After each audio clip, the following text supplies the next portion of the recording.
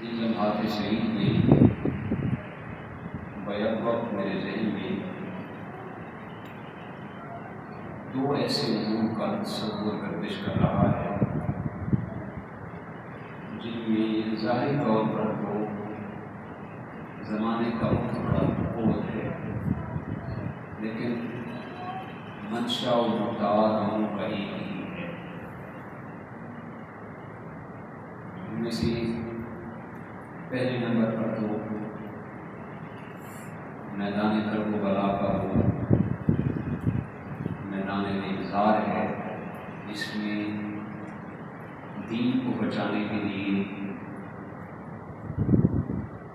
شہزادہ والا دیوار، شہزادہ مصطفیٰ نواز رسول صلی اللہ علیہ وسلم، سید الشہداء امام المقام امام حسین نے اپنے 72 دیگر نفوس قدسیہ کی قربانی کو پیش کر کے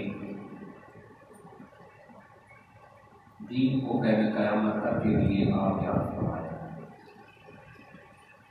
اور دوسرا وہ عمل جس کا تصور میرے ذہن میں گردش کر رہا ہے وہ تحریک پاکستان ہے۔ ان دونوں کا مقصد ایک ہی ہے۔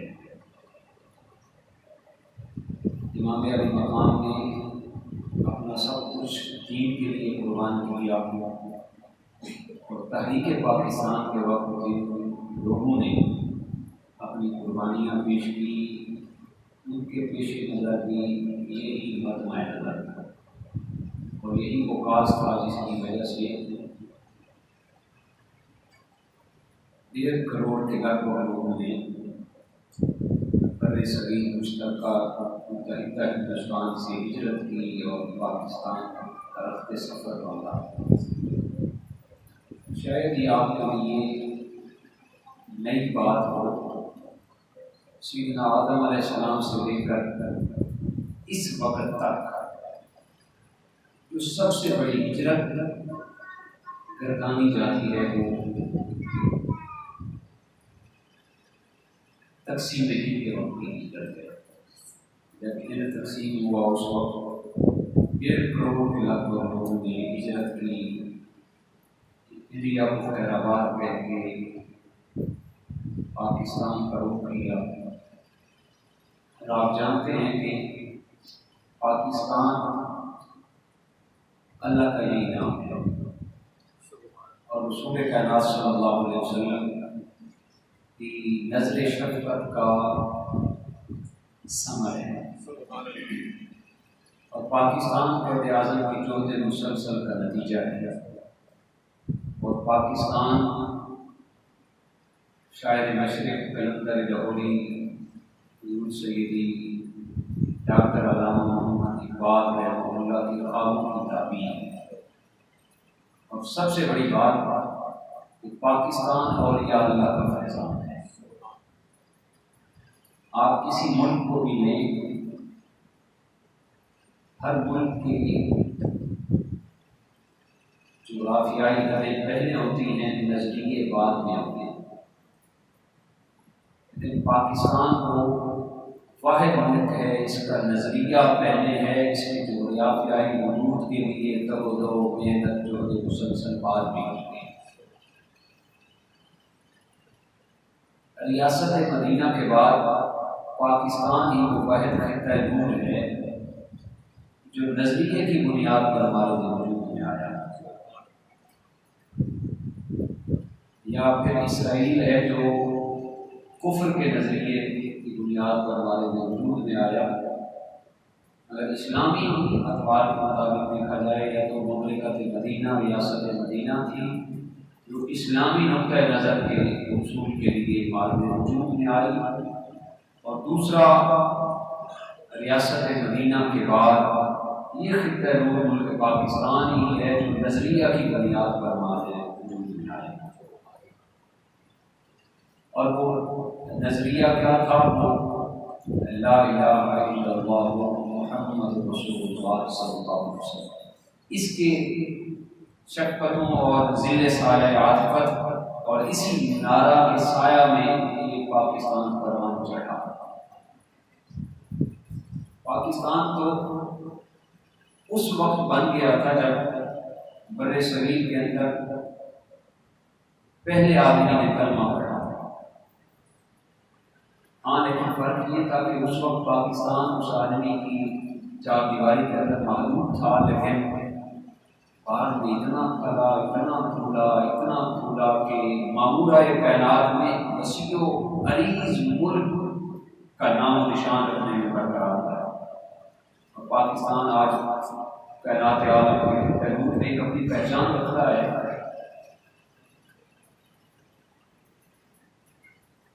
عرب امارات سے کچھ تاجر حضرات تجارت کی غرض سے بر صغیر میں آئے۔ یہ وہ ہسٹری ہے جو پاکستان بننے میں اہم نقطۂ آغاز اور نقطۂ انتہا کو ارتقا تک پہنچاتی ہے۔ کچھ لوگ جب تجارت کی غرض سے آئے تو سندھ کے اندر راجہ دہر نامی آدمی تھا، اس نے ان لوگوں میں سے کچھ لوگوں کو، کچھ بچوں کو اور کچھ خواتین کو قید کر لیا، اور پھر ایک نہید نامی عورت نے سندھ سے ایک حجاج بن یوسف کو خط لکھا کہ اسلام کی بیٹی کی آبرو بچانے کے لیے، اسلام کو پاور آف کنٹریز بنانے کے لیے تمہاری مدد کی ضرورت ہے۔ تو حجاج بن یوسف نے اپنے جوان سالہ بھتیجے محمد بن قاسم بن یوسف کو اپنی اس اسلامی بہن کے آبرو بچانے کے لیے، اپنی بہن کی حفاظت کے لیے، اپنی بہن کی مدد کے لیے عرب سے ہندوستان بھیجا۔ محمد بن قاسم تابعی ہیں، آپ جانتے ہیں کہ سب سے جو آخری صحابی اس دنیا میں وہ رخصت ہوئے، وہ سن 110 ہجری میں رخصت ہوئے، اور یہ اس وقت کی بات ہے کہ میرے آقا سرور کائنات صلی اللہ علیہ وسلم یہ ظاہری طور پر وصال کے 82 سال بعد، یعنی 92 ہجری کا یہ واقعہ ہے جب محمد بن قاسم سے ہجری سندھ کے اندر آئے۔ محمد بن قاسم کار الہی کی وہ بجلی بن کے سندھ کے اندر براجمان ہوئے۔ انہوں نے نہ آ کر اپنی بہن کی آبرو کو بچایا، بلکہ کئی لوگوں کو نارے دوزخ سے بچایا، لوگوں کو اسلام کا پیغام پہنچایا۔ محمد بن قاسم کے اخلاق کو دیکھ کر، ان کے رویے کو دیکھ کر، محمد بن قاسم کی رہن سہن، معاشرتی رسم و رواج کو دیکھ کر کئی لوگ جو ہندو تھے وہ پہلے اسلام میں داخل ہو گئے۔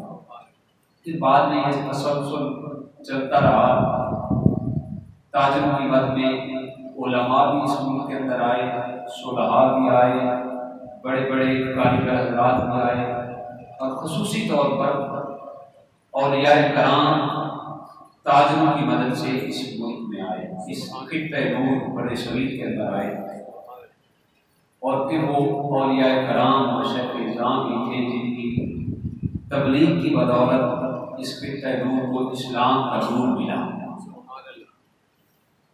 یہ نام ہرگز نہیں بلائے جا سکتے، خصوصاً ہمارے پنجاب کی دھرتی کے جو حکمران اور مالک ہیں، روحانی سیکٹر کے حضور سید فیض عالم داتا گنج بخش اجمیری رحمہ اللہ، اور حضور سیدی بابا فرید الدین گنج شکر علیہ الرحمہ، اور پھر اجمیر کے اندر حضور معین بے کسان خواجہ غریب نواز، جنہوں نے ایک نظر سے 1,00,000 لوگوں کو کلمہ پڑھا کر اسلام کا۔ یہ وہ عظیم الشان ہستیاں تھیں جن کی بدولت اس خطے کے اندر اسلام آیا، اسلام پلا پھولا۔ اسلام کی وہ شجر جس کی آبیاری محمد بن قاسم نے شروع کی تھی، وہ اولیاء کرام نے اس کی آبیاری کی، اور اس خطۂ نور کے اندر اسلام اس انداز میں پھیلا کہ علامہ اقبال نے ایسے نہیں کہا تھا کہ خاک پنجاب از دم و زندہ برشت ہے، کہ پنجاب کی جو خاک ہے وہ سیدی فیض عالم کے دم قدم سے آباد ہے۔ یہ پنجاب کا جو نور ہے، پنجاب کے اندر جو روشنیاں نظر آتی ہیں، یہ جو پنجاب کے اندر رحمت و ہدایت اور اس کو ہدایت کے چراغ جلتے نظر آتے ہیں، یہ حضور سیدی خواجہ خواجگاں فیض عالم داتا گنج بخش علی اجمیری کا ہی فیضان ہے۔ اولیاء کرام اور پھر سندھ کے اندر اگر دیکھا جائے تو شاہ عبداللطیف بھٹائی رحمہ اللہ، سید عبداللہ شاہ غازی ہیں، یہ لوگ تھے جن کی بدولت اسلام پھیلا۔ اگر ہم اپنی تاریخ کو برگردانی کریں، اپنے آباء و اجداد کو دیکھنا چاہیں تو بڑی مشکل آپ 8 نسلوں تک جائیں گے یا 9 نسلوں تک جائیں گے، آگے آپ کو وہی بچر سنگھ ملے گا یا کوئی ہندو ملے گا یا کوئی سکھ ملے گا۔ ہمارے بڑے ان اولیاء کرام کے ہاتھوں پہ مسلمان ہوئے۔ اس سے 10 پشتے پہلے آپ چلے جائیں تو ہمارے بڑے مسلمان نہیں تھے، سوائے ان سادات کرام کے جو عرب سے آئے یا جو نہر کے علاقہ جات سے ہجرت کر کے آئے۔ باقی یہاں پہ رہنے والے سب لوگوں کی نسب اور حسب یہی ہے۔ اولیاء کرام کا ہی فیضان تھا کہ آج ہمیں مساجد کی بنی مل گئی، مساجد کے محراب و منبر بھی ہمارے سامنے ہیں، مذہب پتہ بھی ہماری اسلامی ہے، اور ہم سکھ کا سانس لینے کے روادار بھی ہیں۔ تو یہ احسان مند ہمیں ہونا چاہیے مشائخ کرام اور خصوصاً لاہور کی دھرتی کے مہاراج حضور سیدی فیض عالم جن کی بدولت آج ہم کلمہ گو مسلمان کہلاتے ہیں۔ پاکستان بنتے وقت آپ جانتے ہیں بڑی بڑی قربانیاں پیش کرنی پڑی۔ میں نے پہلے بتایا کہ سیدنا آدم علیہ السلام سے لے کر اس وقت تک سب سے بڑی ہجرت تقسیم ہند کے وقت اور مسلمانوں نے وہ ہجرت کی۔ جب تاریخ کو ہم پڑھتے ہیں تو امرتسر کو دیکھیں، گرداسپور کو دیکھیں، یہاں کے راستے جتنے بھی تھے وہاں راستے میں کوئی کنواں ایسا نہیں تھا کہ جس کنویں کے اندر مزید لاشوں کے گرنے کی گنجائش ہوتی۔ ہماری ماں نے، ہماری بہنوں نے، ہماری بچیوں نے اپنی آبرو بچانے کے لیے زندہ کنویں کے اندر چھلانگیں لگائیں، اور 2.5 لاکھ کے لگ بھگ ہماری ماں اور بہنوں اور بچیوں کو اٹھا لیا گیا، اور انہی کے خون پسینے سے یہ پاکستان ہمارے پہ وجود میں آیا۔ جس طرح بدر میں لڑنے والے صحابہ نے اور احد کے مقام پہ لڑنے والے صحابہ نے بعد کی زندگی کو نہیں دیکھا، اسی طرح ہمارے ماؤں اور بہنوں نے اور تاریخ پاکستان کے مجاہدین نے بعد کے پاکستان کو نہیں دیکھ سکے۔ انہوں نے تو اپنی قربانیاں پیش کر دی، وہ قربانیاں آج اس کا اثر اور ثمر آج ہم دیکھ رہے ہیں۔ اللہ اکبر، اتنی قربانیاں، میں نے ایک واقعہ پڑھا تو میں وہ تنگ رہ گیا کہ قربانیاں اس انداز میں پیش کی گئی، اس انداز میں پیش کی گئی۔ 1975 کے اندر روزنامہ جنگ کے اندر ایک اخبار کراچی کے اندر ایک واقعہ چھپا تھا، تو میں نے وہ واقعہ خود نہیں پڑھا، حضور قائد ملت اسلامیہ شاہ احمد درانی رحمہ اللہ کے ایک انٹرویو میں نے وہ واقعہ سنا تھا کہ بھلے وقتوں میں 1975 سے بھی پہلے کی بات ہے، ہمارا ایک پاکستانی فوجی غلطی سے بارڈر کراس کر کے انڈیا کے اندر چلا گیا۔ رات کا سناٹا تھا، تو غلطی سے جب بارڈر کراس کر گیا تو وہاں کے لوگ گشت کر رہے تھے، مقامی آبادی کے لوگ، ان لوگوں نے جب اس کو دیکھا تو پکڑ لیا کہ اب رات ہے، صبح ہوگی تو ہم اس کو پکڑ کر اپنے ملٹری کے حوالے کریں گے۔ اس انداز میں قربانیاں پیش کی گئی، جو قربانیاں آج ہم نے بالکل فراموش کر دی ہیں۔ اس کو پکڑ کر اپنے گھر میں لے گئے، رات کہیں پہ رکھا، صبح ہوگی تو اپنے ملٹری کو پیش یہ آدمی دے دیں گے۔ وہ فوجی نوجوان بعد میں رہا ہوا، اس نے اپنی بیٹی خود بتائی اور بعد میں وہ اخبارات کی خبر کی زینت بنی۔ وہ نوجوان کہتا ہے رات کو مجھے کمرے کے اندر بند کر دیا گیا، اور جب رات اپنے آخری مراحل میں پہنچ چکی تھی، میں نے کیا دیکھا کہ اسی کمرے کی کھڑکی میں مجھے سایہ نظر آیا۔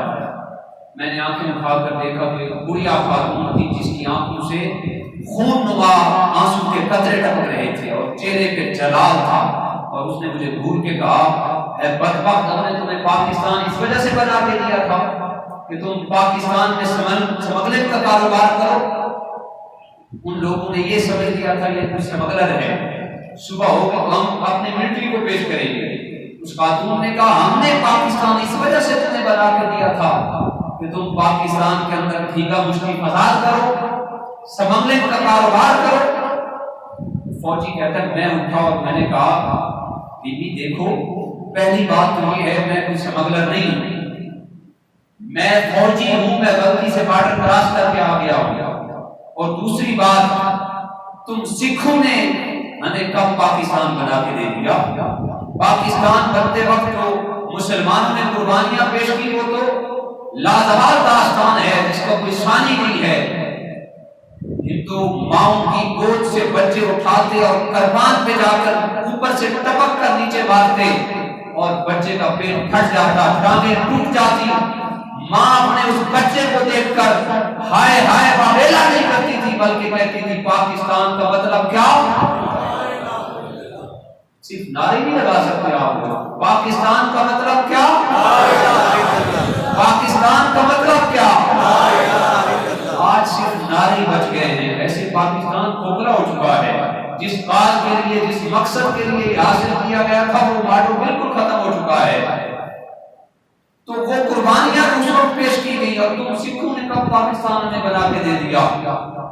تو وہ خاتون بڑھیا خاتون اما جی لکھاں سلام اس ماں کو، کروڑوں سلام اس ماں کو، وہ کہنے لگی کہ بیٹا دراصل بات یہ ہے مجھے ہندو اور سکھ مت سمجھ، بلکہ میں وہ مجبور اور ناتواں خاتون ہوں کہ جب پاکستان بنتے وقت تمہاری 2.5 لاکھ بیٹیوں کو اٹھا لیا گیا تھا، ان بد نصیب بیٹیوں میں سے ایک بیٹی میں بھی ہوں، اور آج میں سکھوں اور ہندوؤں کی بچوں کی ماں ہوں۔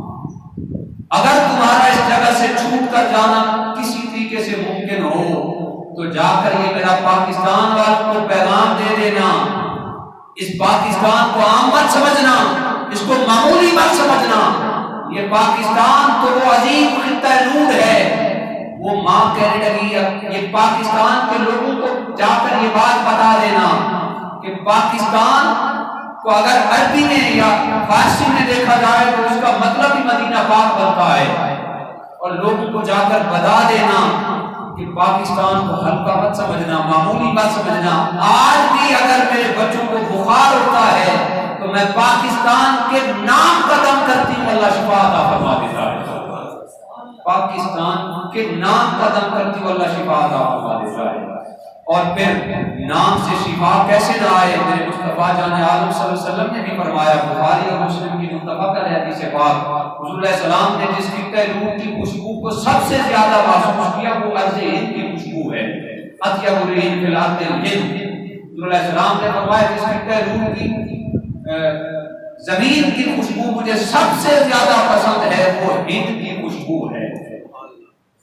گرامی قدر حضرات، وطن کی محبت یہ ایمان کی علامت ہے، اگرچہ اس پہ اختلاف ہے یہ حدیث پاک صحیح ہے یا نہیں ہے، لیکن علماء اس کو بیان کرتے ہیں۔ آپ کا کائنات صلی اللہ علیہ وسلم کا فرمان ہے، اللہ معاف فرمائے، حب الوطن اصل ایمان، کہ وطن کی محبت ایمان کی اصل ہے۔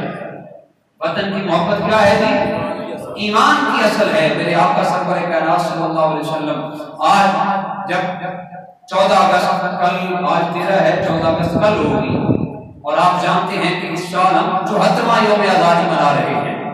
74 سال پاکستان کو 74 ہو گئے پاکستان کو بنے ہوئے، لیکن آج دیکھیں پاکستان جس وقت حاصل کیا گیا تھا اور جو آج سچویشن ہے، اگر تقابل کریں تو پاکستان بالکل وہیں پہ رکا ہوا ہے۔ پاکستان آگے نہیں بڑھ سکا، اس کی وجہ کیا ہے؟ ہم نے اکثر مقصد کو ہی بلا دیا ہے۔ سب سے پہلی بات عزم نو کے لیے اور پاکستان کی روشنی کے لیے میں آپ کے گوش گزار کرنا چاہتا ہوں کہ سب سے پہلا کام جو آپ نے کرنا ہے، یہ نعرے لگا لینے سے یا جھنڈا 14 اگست کو جھنڈا جھنڈا لگا لینے سے یا پاں کر لینے سے یا روڈوں پہ نکل جانے سے پاکستان کا حالات بہتر نہیں ہونے. پاکستان کے حالات بہتر تبھی ہونے ہیں جب پاکستان کا بچہ سدھر جائے, سنبھل کر جائے. حضور علیہ السلام اپنے وطن سے محبت فرماتے تھے اور وطن کی محبت کو ایمان کا حصہ قرار دیا گیا. میرے آقا جان عالم صلی اللہ علیہ وسلم کی حدیث پاک متفق علیہ حدیث پاک, حضور علیہ السلام نے ایک بڑی مجلس میں صحابہ کرام کو مخاطب کر کے فرمایا, صحابہ تم جانتے ہو اگر کسی معاملے میں, آپ جانتے ہیں آپ کا مکہ سے ہجرت کر کے مدینہ گئے تھے تو حضور علیہ السلام کا اصل وطن پھر مدینہ بن گیا. حضور علیہ السلام نے فرمایا اے مہاجر و انصار سن لو میری بات کو, اگر کسی معاملے میں تمہاری دو لائنیں بن جائیں, دو قطاریں بن جائیں, ایک لائن میں ہجرت کرنے والے ہوں, دوسری لائن میں انصار ہوں, مدینہ کے لوگ ہوں, ہجرت والے لائن میں ابو بکر بھی ہیں, عمر فاروق بھی ہیں, عثمان غنی بھی ہیں, مولا کائنات بھی ہیں اور حضرت مصعب بن عمیر بلال حبشی رضی اللہ تعالیٰ. لیکن میرے آقا نے فرمایا اگر کسی معاملے میں اختلاف ہو گیا تو میں اس لین میں داخل ہوں گا جس لین میں میرے مدینہ کے لوگ ہوں. علیہ السلام نے اپنے وطن سے محبت کی اور جناب ابو ہریرہ فرماتے ہیں آپ کا جب سفر کر کے واپس آتے, جب دور سے حضور علیہ السلام مدینہ کے در و دیوار کو دیکھتے, مدینہ کے شجر و حجر کو دیکھتے, میرے آقا اونٹنی کو تیل لگاتے, اونٹنی کو تیز کرتے. صحابہ پوچھتے یا رسول اللہ وجہ کیا ہے؟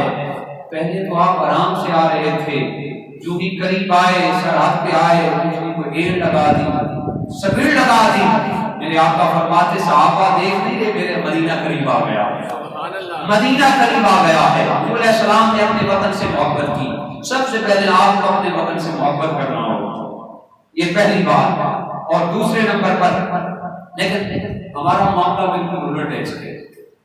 آج ہم اپنے وطن سے محبت نہیں کرتے, آج ہمیں صرف اور صرف اپنے گھر سے محبت ہے. ایسا ہے کہ نہیں ہے؟ ہمیں تو چاہیے کہ ہم اپنے وطن کی گلیوں کھلیانوں اور باغوں اور محلات سے محبت کریں, بازاروں سے محبت کریں, اس لیے کہ وطن کی محبت ایمان کا حصہ. لیکن آج ہم صرف اور صرف اپنے گھروں کے ساتھ محبت کرتے ہیں. ایک آدمی نے اپنے بنگلے پہ 1.5 کروڑ خرچ کر دیا, ایسے کہ نہیں, اپنے بنگلے پہ 1.5 کروڑ اس نے خرچ کر لیا, لیکن سامنے والی گلی میں وہ 10,000 خرچ نہیں کرے گا. جب اس سے پوچھا جائے گا یہ کیا بات ہے, اپنے بنگلے پہ تو آپ نے 1.5 کروڑ خرچ کر دیا اور سامنے گلی میں 5,000 کی خرچ, وہ کہے گا یہ بلدیہ والوں کا کام ہے, وہ ہم سے ٹیکس لیتے ہیں. ایسے کہتے ہیں کہ نہیں کہتے؟ اگر پاکستان سدھرنا ہوتا تو وہ اس وقت ہی سدھر جاتا اگر انہیں کوئی کام کرنا ہوتا. جب وہ اپنا کام نہیں کر رہے تو ہم کیوں؟ کیونکہ یہ گلی بھی ہماری ہے, یہ گھر بھی ہمارا ہے, یہ محلہ بھی ہمارا ہے اور یہ وطن بھی ہمارا ہے.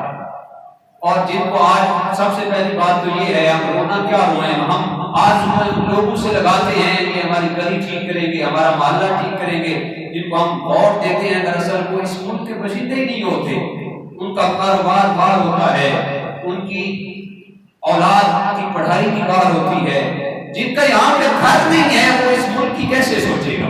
جن کا کاروبار یہاں پہ نہیں ہے, سب سے پہلی بات تو یہ ہے کہ ہم ان کے رنگ و کرم پہ اپنے ملک کو مت چھوڑیں. یہ ملک ہمارا ہے, اس سے محبت کرنا بھی ہمارا ایمانی اور اخلاقی فریضہ ہے. ایسے ہے کہ نہیں؟ آپ نے دیکھا ہوگا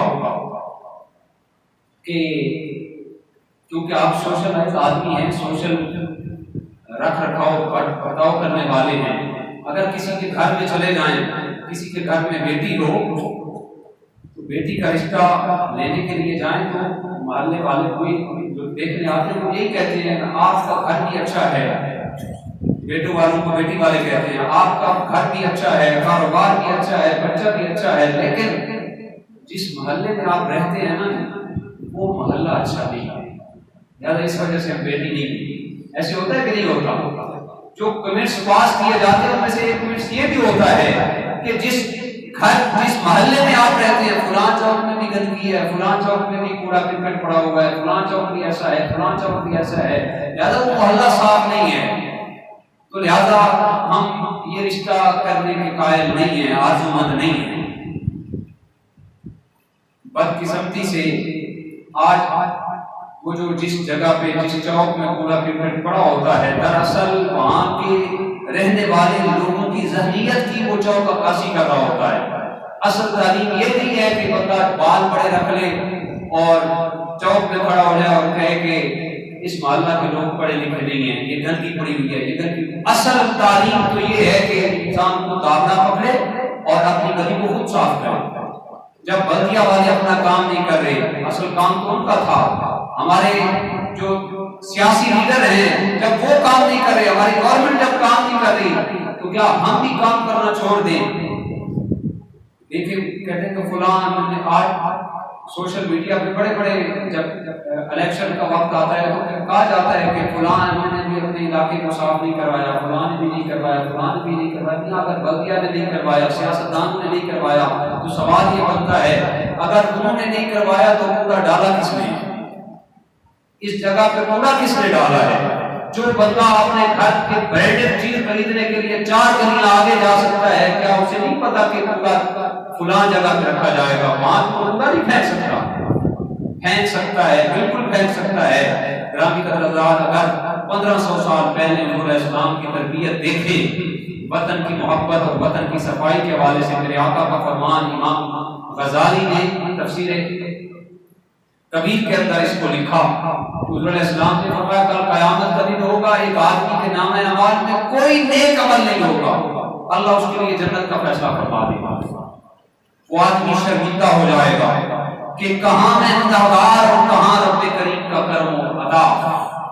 وہ پریشان اور نادم اور پشیمان ہو کر آنکھوں سے آنسو بہاتے ہوئے عرض کرے گا مالک کہاں میں اتنا بڑا گنہگار اور کہاں میری بخشش ہو گئی؟ تو آواز قدرت آئے گی کہ اے میرے بندے، وہ پوچھے گا میری بخشش کس وجہ سے ہوئی؟ تو آواز قدرت آئے گی میرے بندے یاد کرو وہ فلاں وقت، کیونکہ وہ اپنی نیکی کو معمولی نیکی سمجھتا تھا جو بھول چکا تھا۔ آواز آئے گی یاد کرو فلاں رات، رات کی تاریکی میں جب کوئی آدمی دیکھ بھی نہیں رہا تھا کہ فوراً تصویر لگائے، تصویر بنائے اور سوشل میڈیا پہ ڈال دے، نہ کوئی اخبار والا دیکھ رہا تھا، نہ کوئی نعرے لگانے والے دیکھ رہے تھے۔ رات کے اندھیرے میں گلی سے گزرا تو تم نے ایک روڑا گلی کے اندر پڑا ہوا تھا، وہ روڑا تم نے اٹھا کر پھینک دیا، تو بتا تمہارے کو تو ایسے ایک چھوٹا سا روڑا تھا، وہ میں نے اٹھا، اس وجہ سے تم نے مجھے بخش دیا۔ تو آواز قدرت آئے گی اے میرے بندے، جب کمزور اور نادماں ہو کر رات کی تاریکی میں جب تو یہ سمجھ سکتا ہے کہ یہاں پہ رہنے والے بوڑھے لوگ بھی ہیں، بیمار بھی ہیں، بچے بھی ہیں، کمزور بھی ہیں، تو نے یہ ذہن میں رکھ کر وہ روڑا ہٹایا کہ کہیں کسی بچے کو نہ لگ جائے، کہیں بیمار کو نہ لگ جائے، کہیں بزرگ کو نہ لگ جائے۔ اگر تو رات کے اندھیرے میں میری مخلوق کی حمایت کر سکتا ہے، میری مخلوق کی بہتری کے لیے کام کر سکتا ہے، تو میں خدا ہو کر تیرا خیال نہیں کر سکتا؟ تیری اس ایک نیکی کی وجہ سے جا میں نے تجھے بخش دیا ہے، ایک نیکی کی وجہ سے میں نے تجھے بخش دیا ہے۔ تو گرامی قدر حضرات، یہ پاکستان ہے بھی ہمارا، اس کو آباد بھی ہم نے کرنا ہے، اس کو خوبصورت بھی ہم نے بنانا ہے۔ پہلے نمبر پر تو وطن کی محبت کریں، وطن کے ساتھ محبت، اس کی خوبصورتی کے لیے اہتمام کریں، اور تیسرے نمبر پر اس میں شجر کاری کا اہتمام کریں، جو سب سے مین اور اہم چیز ہے۔ بھلا ہو ہمارے دعوت اسلامی والے ساتھیوں کا، پچھلے دنوں میں دیکھ رہا تھا انہوں نے کمپین چلائی ہوئی ہے کہ 26 لاکھ پودے لگائے گئے پاکستان کے اندر، شجر کاری کا اہتمام کیا گیا۔ حضور علیہ السلام نے فرمایا جو آدمی ایک پودا لگاتا ہے، اصل آزادی یہ ہے جو آدمی ایک پودا لگاتا ہے، ترمذی کے الفاظ ہیں، حضور علیہ السلام نے فرمایا اس ایک پودے لگانے کی وجہ سے جو آدمی اس سے نفع حاصل کرے گا، جو جانور اس سے نفع حاصل کرے گا، جب تک اس سے نفع حاصل کیا جاتا رہے گا، میں خالق مالک اللہ اس کا ثواب اس آدمی کے نام اعمال میں درج کرتا رہوں گا۔ تو آپ جانتے ہیں کہ شجر کاری نہ ہونے کی وجہ سے کتنی بیماریاں ہمارے ملک کے اندر پھیل چکی ہیں، اور پورا دن ہم رکھتے ہیں تو اس سے تعفن کی بیماری پھیلتی ہے، سانس کی بیماریاں پھیلتی ہیں، اور شجر کاری نہ ہو تو ہمارا ہوائی آکسیجن کا معاملہ ہے، یہ پیدا آج کل ہر ڈاکٹر یہ کہتا ہے ہیپیٹائٹس سی جو ہے بڑھتی جا رہی ہے، اس کی وجہ یہی ہے ہمارا پانی بھی صاف نہیں ہے اور شہرکاری بھی نہیں ہے۔ پانی کے لیے ہم تو پیسے بھی وہاں پہ خرچ کرتے ہیں نا جہاں پہ نام و نمود بھی ہو، پتہ بھی ہو کہ یہاں پہ نعرے بھی لگ جانے ہیں، یہاں پہ بلے بلے بھی ہو جانی ہے۔ تو حضور علیہ السلام نے اس کی بیس کو پہلے، آج ڈاکٹر بھی یہ کہتے ہیں اس بیماری سے نمٹنے کے لیے سب سے پہلی اور بنیادی ضرورت صاف پانی ہے۔ صاف پانی ہمیں تب ملے گا جب ہم اپنی گلی کی سیوریج کو بہتر کریں گے۔ صاف پانی ہمیں تب ملے گا جب ہم شہرکاری کا اہتمام کریں گے، سیوریج کا نظام بہتر کریں گے۔ اگر ہمارے حکمران نہیں کرتے تو کیا ہوا؟ یہ پاکستان ہے ہمارا، اب ان کو چاہیے کریں، لیکن میں نے پہلے بھی بتایا وہ تو تب کریں جب ان کا ہو۔ یہ ہے ہی ہمارا، اس کو ہم نے آباد ہی ہم نے کرنا ہے، اس کی آبیاری ہم نے کرنی ہے، اس کے ساتھ وفا کا رشتہ بھی ہم نے نبھانا ہے، اس کے ساتھ محبتوں کے تقاضوں کی پیک کو بھی ہم نے اوپر چڑھانا ہے۔ تو یہ پاکستان جو بڑی قربانیوں کے بعد ہمیں حاصل ہوا، بڑی محنتوں کے بعد، بڑی مشقتوں کے بعد جو ہمیں حاصل ہوا، اس کا اصل مقصد یہ تھا کہ پاکستان کا مطلب کیا؟ لا الہ الا اللہ، اور اس میں دستور ریاست کیا ہوگا؟ محمد رسول اللہ صلی اللہ علیہ وسلم۔ یہ پاکستان بنایا ہی آپ جیسے لوگوں نے تھا، اور مشائخ اعظام اور اولیاء کرام نے بنایا تھا، اور اس کو آباد بھی آپ نے کرنا ہے۔ تو کل 14 اگست ہے، تو خدا را آج کے آپ عزم مصمم کر کے جائیں کہ اس سال آزادی ہم ایک پودا لگا کر منائیں گے۔ کون کون ہے جو یہ آزادی منائے گا؟ اس سال آزادی ہم ایک پودا لگا کر منائیں گے۔ آپ نہیں لگانا چاہتے؟ 10 روپے کا پودا آتا ہے، میاں مجھ سے 10 روپے لے لینا، کم از کم ہاتھ تو کھڑا کریں۔ اس سال آزادی جو ہے وہ شجرکاری کر کے ہم منائیں گے انشاءاللہ۔ جب شجرکاری ہوگی ہمارا پاکستان پھلے گا، پھولے گا، سبز و شاداب ہوگا، خوبصورت ہوگا۔ ہماری خوبصورتی شجرکاری سے بھی ہے، پانی کی بہتری سے بھی ہے، اور دیگر معاملات سے بھی ہے۔ تو پاکستان کی محبت کے لیے آ کر پاکستان کے ساتھ اظہار یکجہتی کے لیے اور محبتوں کے رشتے کو اجاگر کرنے کے لیے آج ہم نے اپنے انڈین چوک میں پرچم کشائی کا اہتمام کر رکھا ہے نماز عصر کے فوراً بعد۔ آپ احباب نے وہاں پہ بھی شریک ہونا ہے۔ وہاں پہ ہم نے پاکستان کے بننے کے اغراض و مقاصد اور اس کو بہتر سے بہتر بنانے کے اغراض و مقاصد کے لیے اور پرچم کشائی کی تقریب کے لیے دعائیہ تقریب کا اہتمام کیا ہے نماز عصر کے فوراً بعد اپنے انڈین چوک کے اندر۔ آپ احباب اس میں دل کھول کر جھک کر جو محبتوں کے ساتھ، الفتوں اور عقیدتوں کے ساتھ وہاں پہ حاضر ہوں۔ اللہ پاک پاکستان کو سلامت رکھے اور قیامت تک سلامت و باقیامت رکھے۔ باقی